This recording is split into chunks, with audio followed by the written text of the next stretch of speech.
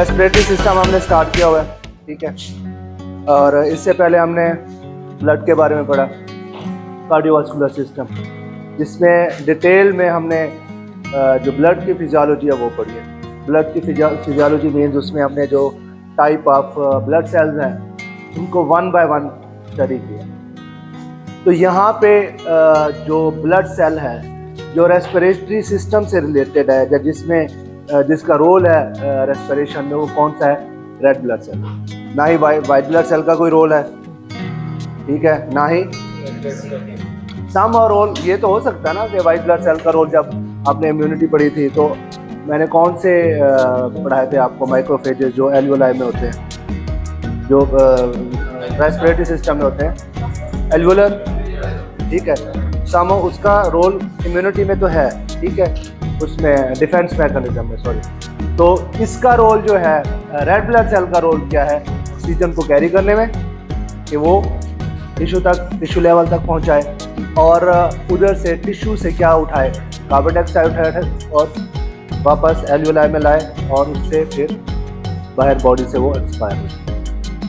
जो प्रिंसिपल है, ये मैंने आपको लास्ट में भी एक मैसेज देके भेजा था कि जो रेस्पिरेशन का प्रिंसिपल है या गैसेस जो एक्सचेंज होती है उसका जो प्रिंसिपल है वो क्या है?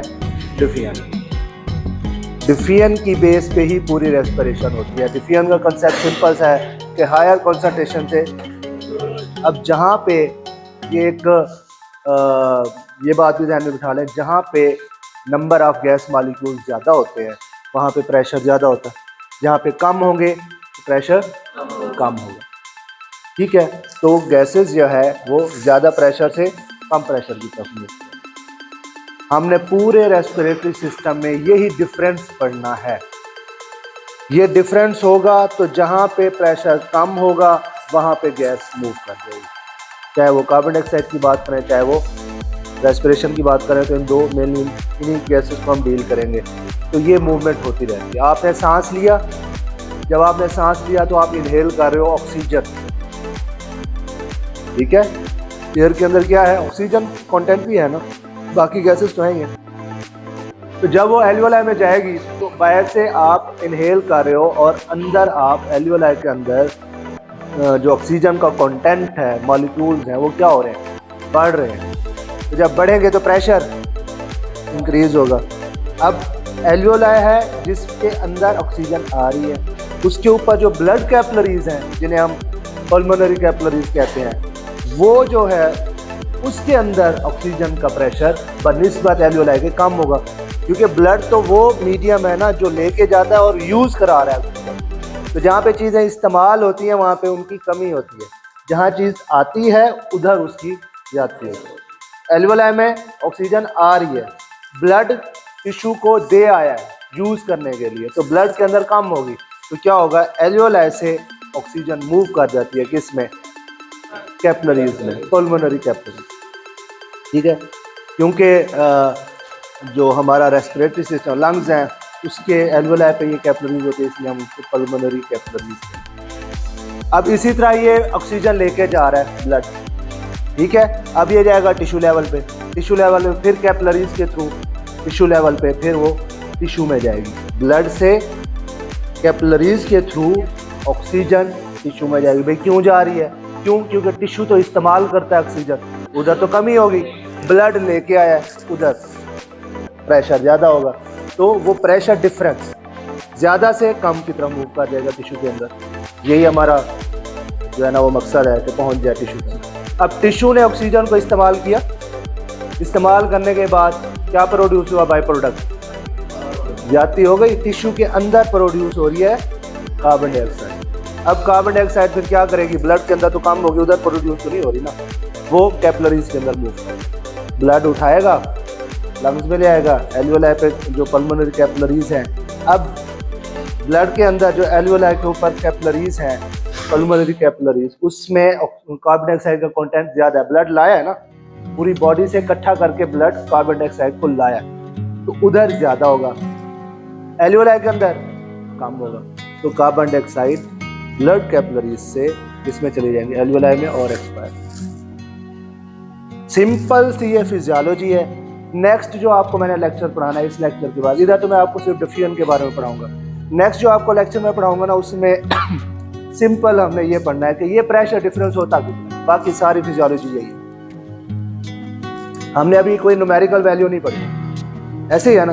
तो वो न्यूमेरिकल वैल्यूज पढ़ेंगे कि कितना होता है, 10 होता है तो इधर 5 होता है, इधर 50 है तो इधर 45 है, दैट्स इट। और ग्राफिकल और फिगर के थ्रू, फिगर तो जो मैं आपको बता रहा हूँ इजी यही होगा जो मैं आपको चीज़ बता रहा हूँ ना, टिश्यू, कैपिलरीज, कैसे डिफियन होती है, वो फिगर इजी होगी।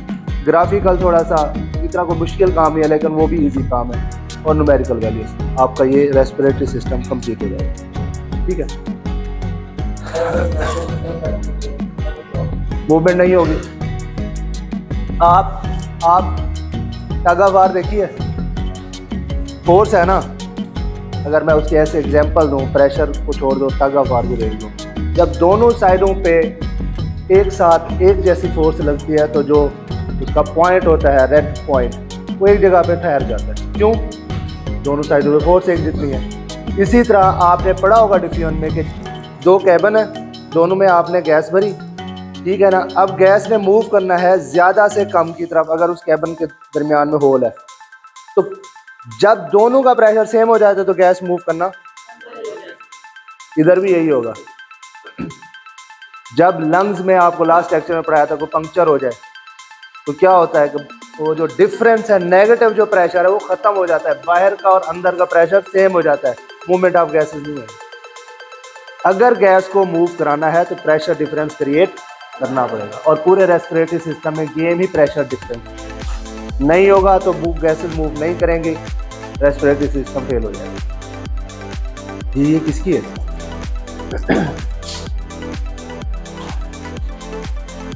डिफियन, सिंपल, ठीक है। रेस्पिरेटरी सिस्टम फिजियोलॉजी डिपेंड करती है डिफियन पे, और डिफियन के मॉलिक्यूल्स की मूवमेंट है from higher concentration to lower concentration, ये फ्रीली मूव करते हैं, ठीक है। और ये गैसेज जो है वो dissolve in fluids and tissue of the body. अब ये पॉइंट जरा सिंपल सा पॉइंट है, गैसेज में कैपेबिलिटी है वो टिश्यू में डिसॉल्व हो जाती, तो होनी चाहिए ना, टिश्यू तक तो पहुंचाना है, कार्बन डाइऑक्साइड टिश्यू से लेके आना है, ऑक्सीजन टिश्यू तक पहुंचाना है। आगे क्या है? Dissolve in fluid. फ्लूइड क्या है कि जब ब्लड और ब्लड कैपिलरीज और आपका एल्वेओलाई, इसके दरमियान में लेयर्स होंगी, आपने पढ़ी हो शायद, आगे आपको थोड़ा स्ट्रक्चर पढ़ाऊंगा, आप हिस्टो में ज़्यादा पढ़ोगे।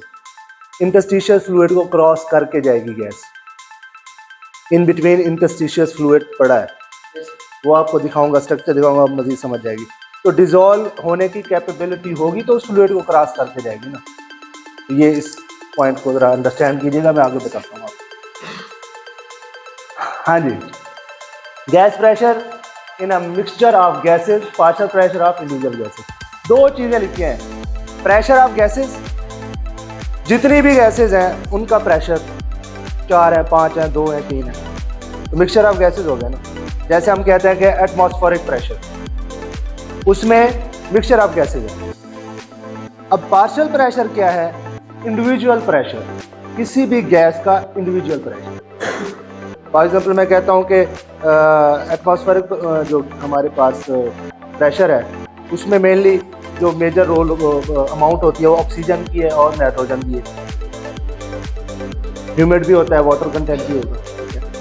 अब मैं कहता हूँ ऑक्सीजन और नाइट्रोजन, इनका प्रेशर 2 गैसेज हो गए ना, तो गैस प्रेशर हो गया, मिक्सचर ऑफ गैस प्रेशर हो गया। अगर इनका अलग अलग में प्रेशर होंगे, नाइट्रोजन का कितना है और ऑक्सीजन का कितना है, तो वो उनका partial pressure. Individual pressure of any gas is called partial pressure. अब पार्शियल प्रेशर हमें स्टडी करने की क्यों जरूरत पड़ रही है?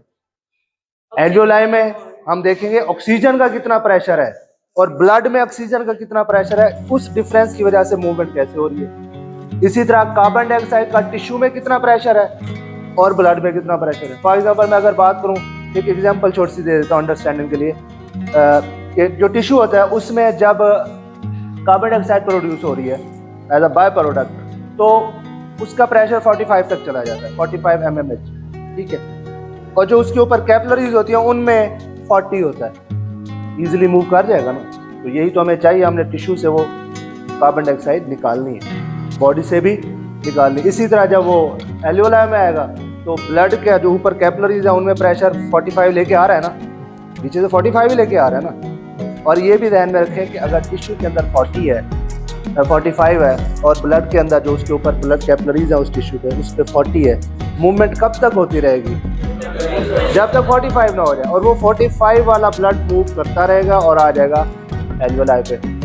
अब 45 एल्वियोलाई में है, सॉरी ब्लड कैपिलरीज पे है, पल्मोनरी कैपिलरीज पे जो ब्लड लेके आया, और जो एल्वियोलाई है उस पे 40 है। तो फिर क्या होगा? 45 से 40 की तरफ, जब तक 40 ना हो जाए और बाहर निकल जाए। ठीक है, तो इंडिविजुअल प्रेशर इसलिए इम्पोर्टेंट है क्योंकि step by step, her step पे हमने हर गैस का इंडिविजुअल प्रेशर का डिफरेंस ही जो है ना वो देखना है, और उस बेस पे उसकी मूवमेंट आपको। प्रेशर आपको मैंने पहले भी बताया डायरेक्टली प्रोपोर्शनल होता है किसके? कॉन्सेंट्रेशन के। गुब्बारे में, बैलून में अगर एक फूंक मारोगे तो मॉलिक्यूल्स की जो कंसंट्रेशन है वो कम होगी, अगर 4 मारोगे तो ज़्यादा होगी। तो जितना आप मॉलिक्यूल्स बढ़ाते जाओगे, कंसंट्रेशन बढ़ाते जाओगे, उतना ही प्रेशर ज़्यादा हो जाता है। ब्लड कंटिन्यूअस मूविंग है, तो क्या इक्वल होता है पूरा प्रेशर किसमें? और टिश्यू के अंदर और कैपिलरीज के अंदर प्रेशर इक्वल होता है, बस ब्लड का कंटिन्यूअस मूविंग प्रेशर इक्वल नहीं होता। नहीं, डिफियन का प्रोसेस तो वो भी तो कंटिन्यूअस चल रहा है ना, वो भी कंटिन्यूअस चल रहा है। ठीक है,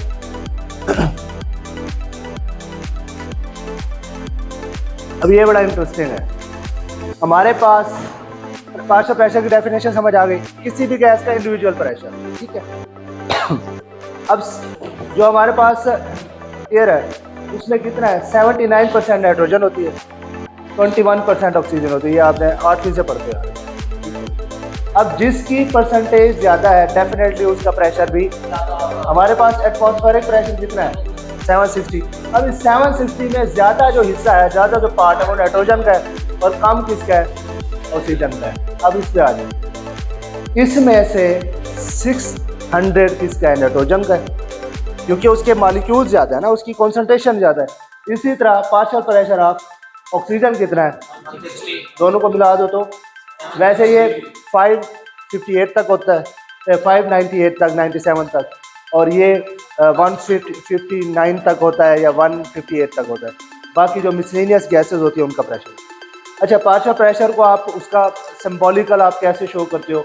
P कैपिटल का जिसका भी प्रेशर है वो स्मॉल करके लिखना। ठीक है, तो ये इसका एक राइटिंग स्टाइल है।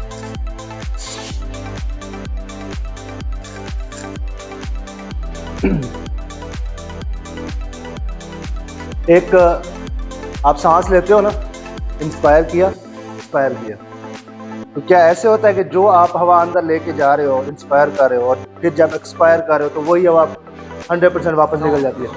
नहीं, जो आप अभी सांस ले रहे हो ये आपके 16th ब्रीथ पे कंप्लीट बाहर निकलेगी हवा, जो अब लिया है। ठीक है, सांस गया अंदर। अब जब मैं 16वां सांस लूँगा तब ये वाला सांस कंप्लीट बाहर। ऐसा नहीं होता कि पार्शली रिप्लेसमेंट होती है उसकी गैसेस की। ठीक है, ये चीज़ फर्स्ट पॉइंट वही लिखा हुआ है, रिप्लेसमेंट जो है ना पार्शली होती है। नेक्स्ट क्या है जी कि ऑक्सीजन, ये आपको बार बार बता चुका हूँ कि ऑक्सीजन अब्जॉर्ब होती है into the pulmonary blood from the alveoli. ऐसे ही है ना, एल्वियोलाई से ऑक्सीजन, आपने सांस लिया, ऑक्सीजन एल्वियोलाई में, एल्वियोलाई से किधर जा रही है? पल्मोनरी ब्लड में, क्योंकि पल्मोनरी ब्लड हम किसको कह रहे हैं? पल्मोनरी कैपिलरीज हैं ऊपर, किसके ऊपर? एल्वियोलाई के ऊपर। ठीक है ना, तो इसलिए हम उसको पल्मोनरी ब्लड कहते हैं। एल्वियोलाई से ब्लड में चला गया, अब क्या है? कार्बन डाइऑक्साइड कहाँ से जाएगा? Diffuse from the into the, यही हमारा मकसद है। किसी को अगर आप टिश्यू लेवल पे ले जाओ, ये तो एल्वियोलाई पे है ना काम, टिश्यू पे चले जाओ, टिश्यू में ऑक्सीजन दी जाएगी, कार्बन डाइऑक्साइड दी जाएगी। ठीक है, ये नाइट्रोजन, ये भी एक क्वेश्चन है जो मैंने आपके जिम्मे असाइनमेंट लगानी है। कंटेंट भी ज्यादा है, ठीक है ना, इसकी क्या रीजन है? रेड ब्लड सेल से रिलेटेड है, रेड ब्लड सेल से रिलेटेड है। गूगल करें इसको अपने हिसाब से, नेक्स्ट क्लास में डिस्कस करेंगे। ठीक है। अच्छा जी, इधर आ जाए ह्यूमिडिफाइड, कि आप जो सांस ले रहे हो, पूरा जो रेस्पिरेटरी ट्रैक है वो ह्यूमिडिफाइड होता है, ठीक है ना। तो डेफिनेटली जो एयर जा रही है उसको भी वो क्या करेगा, ह्यूमिड करेगा। जब वो ह्यूमिड करता है, अब मुझे एक चीज़ बताएं, किसी भी चीज़ के अंदर अगर आप, ह्यूमिड मतलब पानी का ही रोल है ना, वाटर का रोल है, अगर आप पानी मिक्स करते हो वो डाइल्यूट होती है या कॉन्सेंट्रेटेड होती है। तो यहाँ पे जो 760 जा रहा है प्रेशर, अगर हवा जो है आपने सांस लिया वो ह्यूमिडिफाइड हो रही है, तो उसका प्रेशर 760 से कम होगा या ज़्यादा होगा? कम होगा, डाइल्यूट हो रहा है ना, गैसेस डाइल्यूट हो रही हैं by the addition of humidified factor, ठीक है। अब वो कितना है? अच्छा, इसका प्रेशर कम करना क्यों जरूरी है? ताकि हवा जाती रहे, रेस्पिरेटरी ट्रैक में हवा जाती रहे, ठीक है। अब ये कितना एक होता है?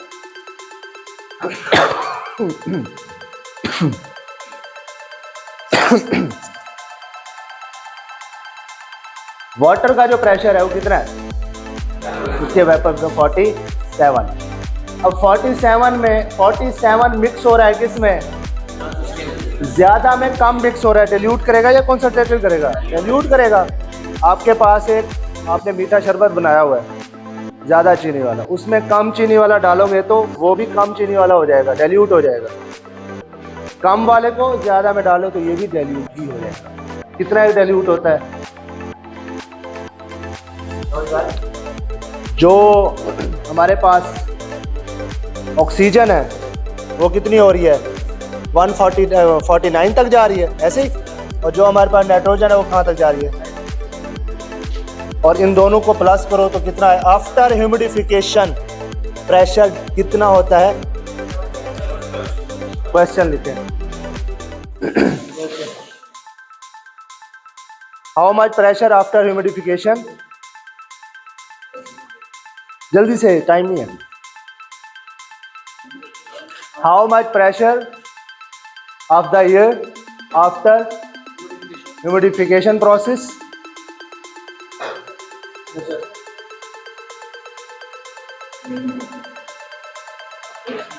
And what is the physiology behind this? And what is the physiology behind this? हाँ, 7 वाले से लिख लेना, 4 दफा रिपीट कर चुका हूँ, यही काम कराता रहा हूँ, टेक कराना में। ठीक है, नेक्स्ट चले जी। ये तो सिंपल है ना कि एटमॉस्फेरिक एयर जो है ना वो एंटर हुई रेस्पिरेटरी पैसेज में, फ्लूइड होते हैं वो क्या करते हैं? उसको डाइल्यूट कर देते हैं। डाइल्यूट करेंगे तो उसका प्रेशर कम हो जाएगा। प्रेशर कितना कम होता है? 712 तक चला जाता है। और 712 तक क्यों जाता है? ताकि बाहर का प्रेशर ज़्यादा, अंदर का कम, फ्लो ऑफ एयर ईजिली होता रहे। अच्छा, ये मैंने आपको बता दिया ना, 16 ब्रीथ पे जो है ना आपका, जो आप सांस ले रहे हो, 16 पे जो है ना वो कम्प्लीटली आपके लंग्स से जो है ना। अच्छा जी, अब हमारे पास क्या है कि एल्वियोलाई के अंदर जो प्रेशर पड़ रहा है उसका डिपेंड किस चीज़ पे कर रहा है? या तो यूज़ कितना है या आग कितनी रही है। जितना है तो यूज़ होगा, या फिर आग आप अगर इनहेल करते हो, फोर्सफुली इनहेल करते हो, तो डेफिनेटली उसमें क्या है कि कंसंट्रेशन ज़्यादा जा रही है। तो सामने आपके कि rate of absorption and rate of entry of new oxygen, इस चीज़ पे डिपेंड करता है कि प्रेशर एल्वियोलाई के अंदर कितना है। पार्शियल प्रेशर किसी भी गैस का इंडिविजुअल प्रेशर कितना है, ठीक है। उसके बाद द मोर रैपिडली ऑक्सीजन अगर ज़्यादा अब्जॉर्ब हो रही है, ठीक है ना, तो फ्लो भी ज़्यादा हो जाएगा। सिंपल बात की, जितनी कंजम्पशन हो रही है उसी हिसाब से उसका जो है ना वो प्रेशर जो है ना वो डिपेंड करता है। रेस्पिरेटरी यूनिट क्या होता है? इसमें मैंने आपको ये पहली क्लास में शायद बताया था। रेस्पिरेटरी ब्रैंक्यूल्स होते हैं, एल्वियोलाई होते हैं, डक्ट्स होते हैं, एट्रिया होता है, और ठीक है, ये पढ़ लेना कि कितना मिलियंस होते हैं, डिफरेंट एनिमल में डिफरेंट होंगे, ठीक है। और एल्वियोलर वॉल थिन होंगी, ये तो कॉन्सेप्ट क्लियर है ना। जैसे कैपिलरीज होती हैं, क्योंकि एक्सचेंज होता है, इसी वजह से थिक होना ज़रूरी है। ठीक है, थिन होना, सॉरी। तो ये एक्सट्रीमली थिन होंगी और इसके ऊपर क्या चढ़ा हुआ है जी, अभी यही चीज़ें बता रहा हूँ जिसे मैं पल्मोनरी कैपिलरीज कह रहा हूँ, वही चीज़ है। तो ये ऊपर अटैच होंगी, ये अटैच होंगी तो ये ब्लड इसमें से एल्वियोलाई से क्या लेगा, ऑक्सीजन लेगा या कार्बन डाइऑक्साइड एल्वियोलाई को देगा और बॉडी की तरफ मूव कर जाएगा, ठीक है।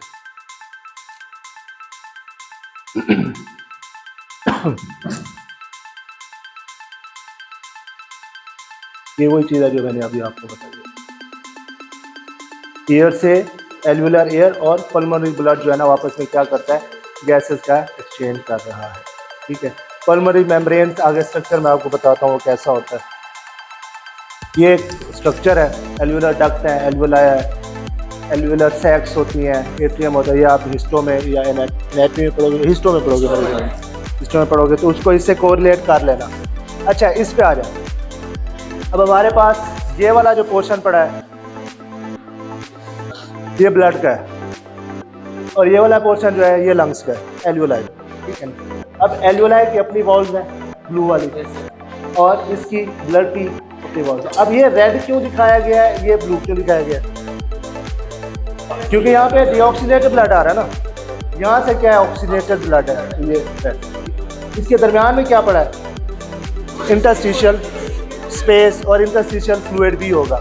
तो अब यहाँ पे आपने सांस लिया, एल्वियोलाई के अंदर क्या है, ऑक्सीजन है, ऑक्सीजन का कंटेंट कंसंट्रेशन ज़्यादा, प्रेशर ज़्यादा है तो ज़्यादा से,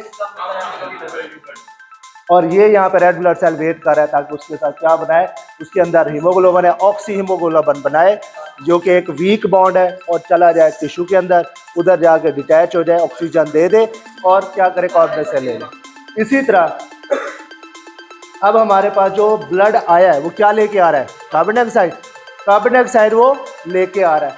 अब कार्बन डाइऑक्साइड का लेवल यहाँ पे ब्लड के अंदर ज़्यादा है, ये वो वाला ब्लड कैपिलरीज है जो एल्वियोलाई के ऊपर पड़ी हुई है, एल्वियोलाई के ऊपर ये एक्सचेंज हो रहा है ना, इसी तरह टिश्यू के ऊपर पड़ी हुई होंगी। समझ आया, दो चीज़ों को कंफ्यूज नहीं करना, ये एक्सचेंज एल्वियोलाई और ब्लड के दरमियान भी होता है, यही एक्सचेंज टिश्यू और ब्लड के दरमियान भी होता है, लेकिन एक्सचेंज उलट हो जाएगा। यहाँ पे ऑक्सीजन दी जा रही है, वहाँ पे कार्बन डाइऑक्साइड ली जा रही होगी टिश्यू को, ठीक है। यहाँ पे कार्बन डाइऑक्साइड दी जा रही है ताकि बाहर निकल जाए और वहाँ पे कार्बन डाइऑक्साइड ब्लड लेगा। यहाँ पे ब्लड दे रहा है ना कार्बन डाइऑक्साइड, टिश्यू से लेगा, ठीक है, और यहाँ पे ब्लड ऑक्सीजन ले रहा है, टिश्यू पे देगा। मकसद ही यही है ना। अब कार्बन डाइऑक्साइड क्या होगी, डिटैच होगी और यहाँ पे प्रेशर ज़्यादा होगा, डिफ्यूज हो जाएगी, एल्वियोलाई में आएगी, एल्वियोलाई से पैर, सिंपल है।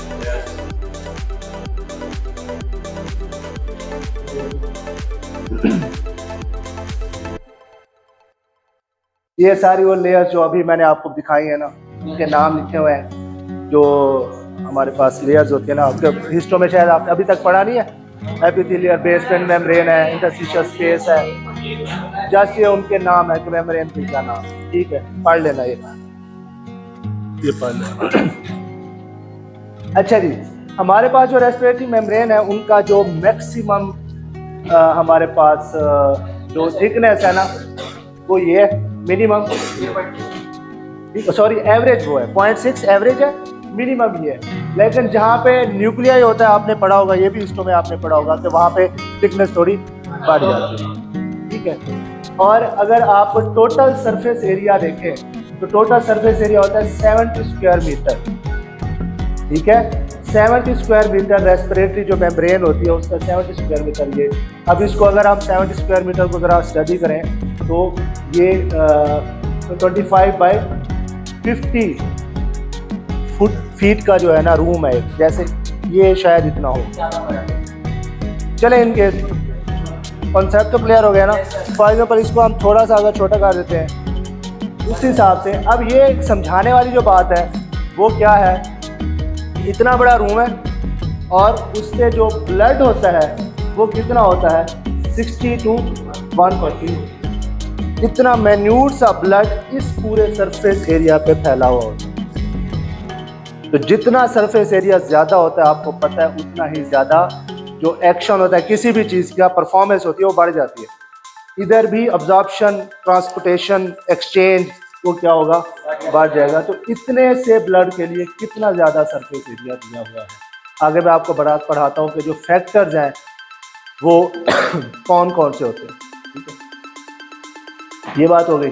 उसके बाद आ जाओ जी नेक्स्ट पे। एवरेज डायमीटर ऑफ पल्मोनरी जो कैपिलरीज होती है उनका कितना होता है, 5 माइक्रोमीटर होता है, जबकि जो हमारे पास रेड ब्लड सेल होते हैं उनका कितना होता है,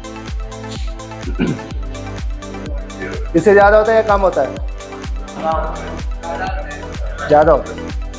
अब ये जो रेड ब्लड सेल्स हैं ये पास आउट नहीं करते, ये वॉल्स के साथ, मेम्ब्रेन के साथ टच होते हैं तो अपनी जो एक्सचेंज का जो प्रोसीजर है उसको परफॉर्म कर देते हैं, कार्बन डाइऑक्साइड और ऑक्सीजन का, और उसके बाद फिर मूव करते हैं। ये हमारे पास फैक्टर्स हैं जिस बेस पे क्या होता है, डिफियन होती है। पहली चीज थिकनेस ज़्यादा होगी तो डिफियन कम होगी, इन्वर्सली प्रोपोर्शनल। थिकनेस कम होगी तो सरफेस एरिया ज़्यादा होगा तो डायरेक्टली प्रोपोर्शनल है। डिफियन कोफिशिएंट होता क्या है, एक ये डिफियन कोफिशिएंट, दूसरा नाइट्रोजन। ये आपने नेक्स्ट क्लास में मुझसे डिस्कस करना। और लास्ट में क्या है, प्रेशर, पार्शियल प्रेशर क्या है कि किसी भी इंडिविजुअल गैस का, मैंने अभी आपको बताया कि जब ऑक्सीजन जा रही है एल्वियोलाई के अंदर, तो ऑक्सीजन का प्रेशर बढ़ रहा है, तो मतलब पार्शियल प्रेशर ऑफ ऑक्सीजन बढ़ रहा है। तो जितना बढ़ेगा उतना ही डिफियन होगी। जितना पार्शियल प्रेशर कार्बन डाइऑक्साइड का बढ़ेगा टिश्यू में, उतना ही ज़्यादा क्या बढ़ेगी, partial pressure of carbon dioxide बढ़ेगा, उतना ही डिफियन बढ़ेगी। ठीक है, यहाँ पे बात समझ आ गई है। और थिकनेस जितनी ज़्यादा होगी डिफियन डिस्चार्ज होगी, कम होगी, जितनी कम होगी फाइन होगी उतनी ही। अभी हमने पढ़ा ना कि कैपिलरीज को भी थिन होना चाहिए और एल्वियोलाई को भी थिन होना चाहिए। रीज़न क्या थी, ताकि डिफियन प्रॉपर हो सके। और सरफेस एरिया वो आपको बढ़ा दिया। डिफियन कोफिशिएंट आपने पढ़ना है, बताना मुझे पार्शियल प्रेशर। तो आज का जो टॉपिक था इसमें लास्ट ये स्लाइड थी। सिंपल टॉपिक क्या है कि डिफियन क्या है, जिस बेस पे आगे हमने गैसेस की मूवमेंट पढ़नी है तो आपको डिफियन के बारे में पढ़ाना ज़रूरी था। डिफियन किस किस चीज़ पे डिपेंड कर रही है, ठीक है ना, और डिफियन में पार्शियल प्रेशर क्या होता है। आगे हम अगर पढ़ें, जैसे अब हम पढ़ेंगे कार्बन डाइऑक्साइड की और exchange of carbon dioxide and exchange of oxygen, तो उधर अगर मैं वर्ड ये यूज़ करता कि पार्शियल प्रेशर ऑफ ऑक्सीजन यहाँ पे इतना है, यहाँ पे इतना है, ये डिफरेंस है, तो इस पेज पे जो है ना मूवमेंट हो रही है। पार्शियल प्रेशर का जानना ज़रूरी था कि पार्शियल प्रेशर होता क्या है। और जो गैस एयर जो आप ले रहे हो वो जब ह्यूमिड होती है, ह्यूमिडिफाई होती है, उसका प्रेशर कम हो जाता है।